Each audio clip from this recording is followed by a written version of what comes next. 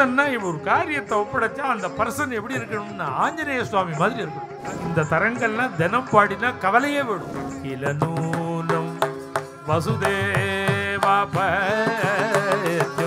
சனகாதி முனிஜன கிர்கமல சம்வேத்யம். கொடுக்கறதுக்கு இதை விட உயர்ந்த வஸ்து இல்லாமல் சேவிச்சாலாம் ருக்மிணி.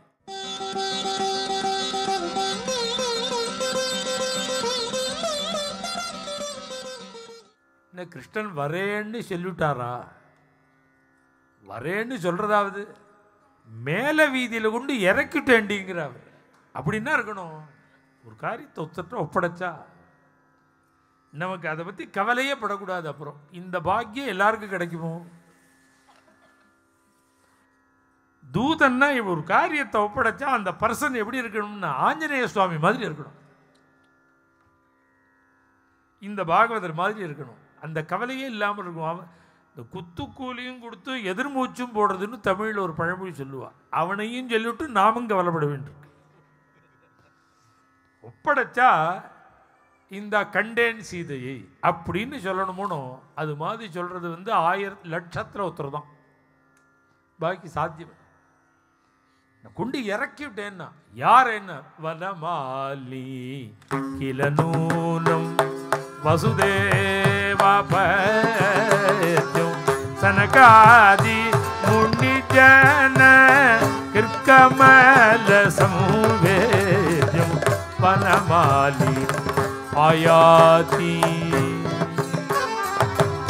வந்தாச்சுடின்னா வந்தாச்சு வனமாலி கிருஷ்ணன். நீ என்ன பண்ண தெரியுமா அப்படின்னா க்ஷேமம் குருதே. எப்போதும் உனக்கு க்ஷேமத்தையே பண்றதுக்கு அவ தானே கேட்டா. க்ஷேமம் குரு கோபாலான்னு கேட்டா. இந்த பாகவதரை சொல்றாரு க்ஷேமம் குருதே தவ. எப்போதும் உனக்கு க்ஷேமத்தை பண்ணுவா. நீ அழற பாரு, அழுகையை நிறுத்து. மாபாலே குரு சிந்தா. இந்த தரங்கள்லாம் தினம் பாடினா கவலையே விடும். அதுல வரி அப்படி இருக்கு.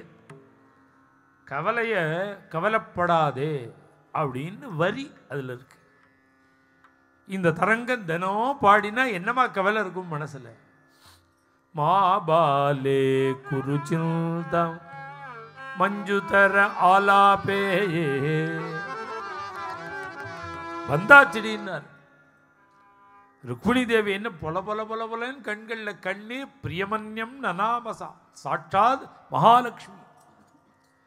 இப்படி உபகாரம் பண்ணிருக்காளே, உங்களுக்கு என்ன பண்றதுன்னு தெரியல, எனக்கு பதில் பண்ண தெரியல. உங்களுக்கு பதில் இந்த நமஸ்காரம்னு சேவிச்சாலாம் ருக்மிணி தேவி. இப்படி ஒரு பிரியமான ஒரு விஷயத்தை சொன்னாலே உங்களுக்கு பதில் பிரியமன்யம் நனாம. வேற கொடுக்கறதுக்கு இதை விட உயர்ந்த வஸ்து இல்லாமல் சேவிச்சாலாம் ருக்மிணி. இப்ப தைரியம் வந்துடுது. கோவிலுக்கு போய் அம்பாளை பிரசாதத்தை வாங்கிண்டு அப்படி வெளியில வர்றார். செந்தனே கருடமண்டி தத்வஜ. அந்த கருட கொடியில சித்திரம் எழுதல கருடனை, பிரத்யட்சமா கருடன் இருக்கார். கிருஷ்ணனுடைய தேர். கருடமண்டி தத்வஜ. அந்த அப்படி பார்த்தானா ருக்மிணி தேவி. அப்படியே 2 வரிசையா நிற்கிறா ராஜாக்களும் ராஜகுமார். அவளால் ரோட பார்க்க முடியலையா. என்ன அந்த மின்னித்தி மயிர் கேசங்கள் சுருளா குதிரைக்கு ஜேனம் போட்டா மாதிரி இப்படி கண்ணை மறைக்கிறது. இதெல்லாம் இயற்கையா இருக்கணும். குடியில குந்தலம் இதெல்லாம் இயற்கை. இதை விட்டுட்டு நான் அதுக்குன்னு ஒரு இடம் இருக்கு, அங்கே போய் நான் என்ன ஸ்ப்ரிங் வச்சு ஹீட்டு பண்ணி இப்படி எல்லாம் பண்ணிட்டு கரெக்ட் பண்ணிக்கிறேன்னா அதெல்லாம் பிரயோஜனம். அப்படி பண்ணிட்டு வந்தால் அவளை பார்த்தாலே ஸ்நானம் பண்ணணும். அதெல்லாம் நம்ம கிருத்திரிமமாக பண்ணிக்கக்கூடாது. ருக்மிணிக்கு இயற்கை. முன்னித்து கேச சுருளாக தொங்கர். எப்படி என்ன பண்ணினா கிருஷ்ணன் வந்துட்டானான்னு பார்க்கறதுக்கு இடது கையினால அந்த கேசத்தை முழுக்க இப்படி இப்படி ஒதுக்கிண்டாலாம்.